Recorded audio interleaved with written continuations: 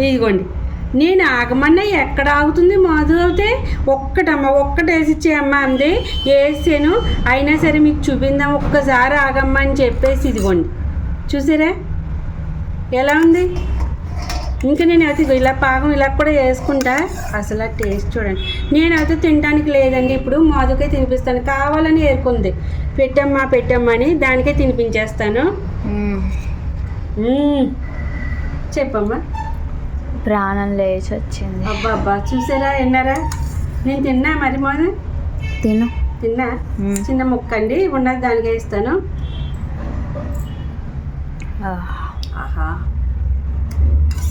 ఏముందరా బాబు, ఈ టేస్ట్ ఏంటి, అస్సలు భలే ఉందండి గులాబ్ జామును. భలే అద్భుతంగా ఉంది. చల్లారేదాకా ఎక్కడ ఆగుతుంటే ఇంకా ఒక్కసారి కనుక తిన్నామా మన వల్ల కాదు ఆగడం అసలు. ఇంకా వేడిగా ఉంది, తర్వాత తిందామమ్మా అన్న. ఇగో చూడండి స్మూత్ దిగిపోతుంది. ఇంకా వేడిగా ఉన్నాయి, ఇంకా వేడి పట్టుకుని ఇంకా చక్కగా చాలా బాగా వస్తాయి.